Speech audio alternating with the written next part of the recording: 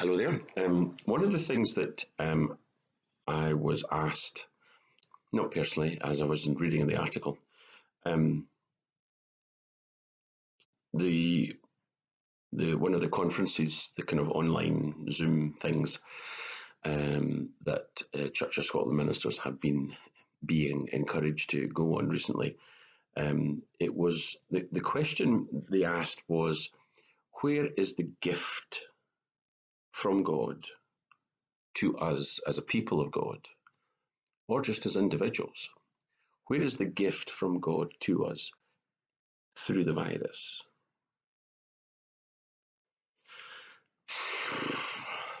It's one of the jobs of theologians, I think, to kind of take things as they are and turn them upside down and turn them round again. I suppose you were putting it in non-theological terms and putting it into something that people would understand. Where's the silver lining in this particular torrential black rain cloud that we're going through at the moment?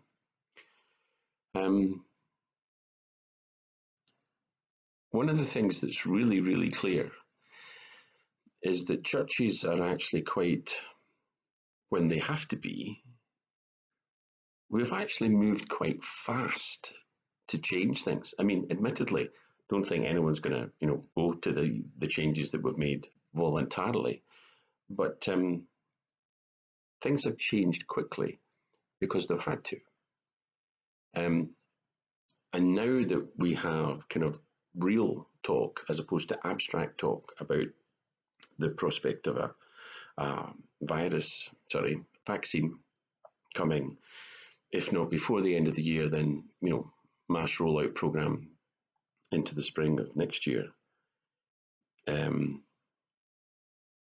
Folks are really quick to talk about getting back to normal. And we're not taking much time to reflect on what God would wish us to think about, i.e., what's the normal that we should wish to not go back to? What is the stuff the fact that we've changed? Maybe it would be quite good if we didn't return to where we were before. This is a fairly short piece from the Reverend Dr. Roger P. Abbott. He is a Senior Research Fellow Associate in Natural Disasters, although it says in brackets, he is persuaded there are no such things as natural disasters, just human ones. He carried out projects in Haiti following the devastating earthquake in 2010, where he explored how survivors, largely with Christian beliefs, influenced their response to the recovery from the catastrophic event. Following over 30 years of pastoral experience, Roger gained his PhD in practical theology in disaster relief work. So he's, in other words, reflect. I don't mean just accept everything he says. I'm just saying he's kind of got some pedigree in thinking these things through. How do Christians, after a major traumatic event, reflect on them, and how should we reflect on them? And so he's got some things to say which I think, at the very least, it'd be good to consider. He writes, since early summer of this year, I've been carrying out research that explores the influence of fear, anger, and hope in the experiences of Christians during the pandemic.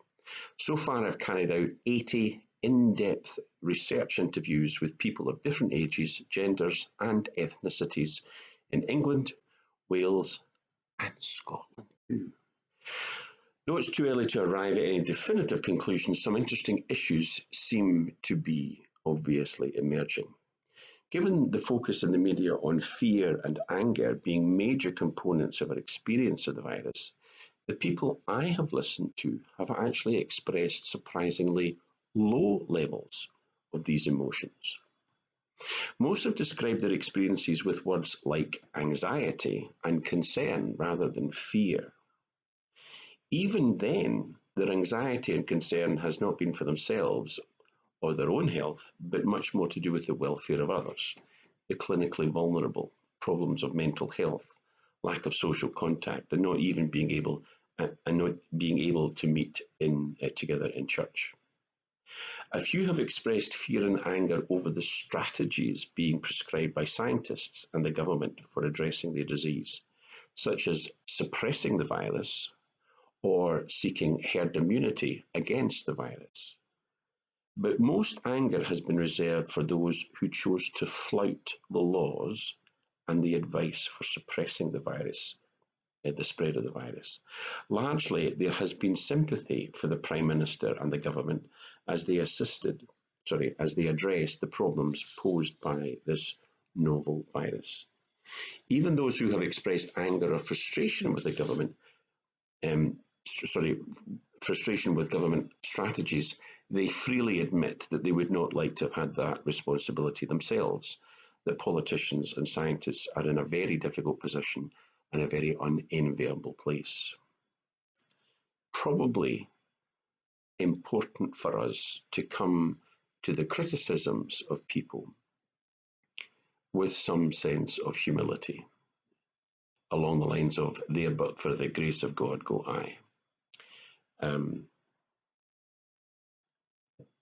Doesn't really matter what your political opinions are of Boris Johnson as an individual. He has drawn a very short straw, and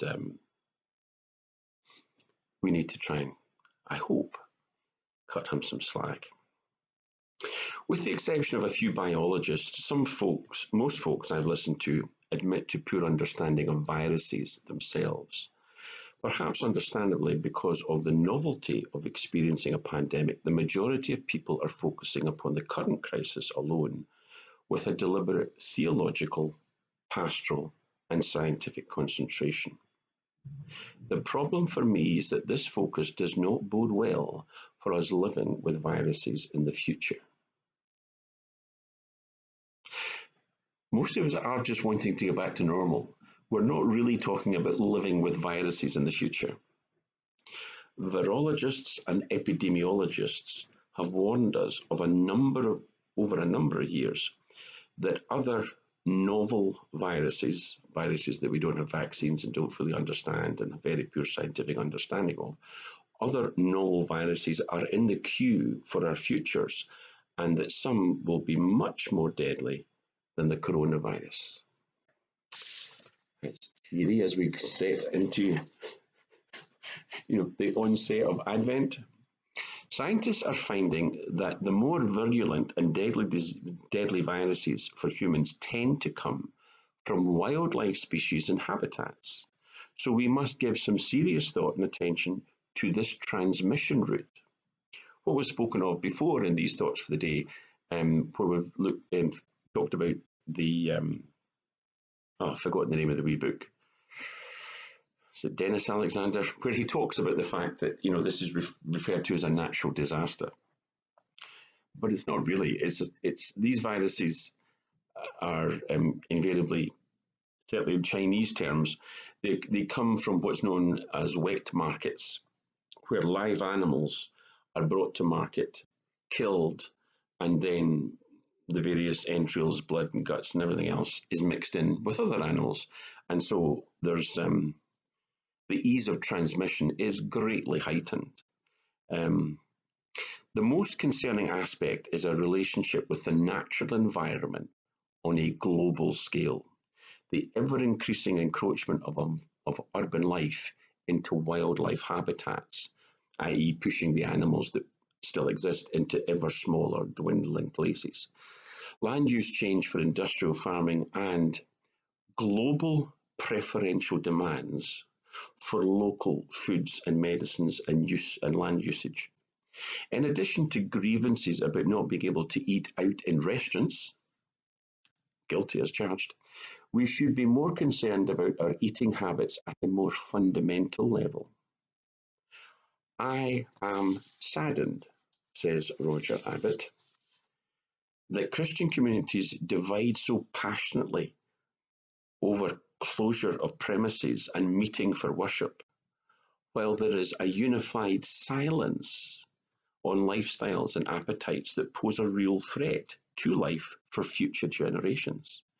We may be called to give account to God for being slow to evangelize souls for eternity, but we have no fear of having to give account before God for our silence and inertia in addressing our own personal lifestyles, personal diets, and personal social systems and institutions that make deadly viruses so transmittable here and now.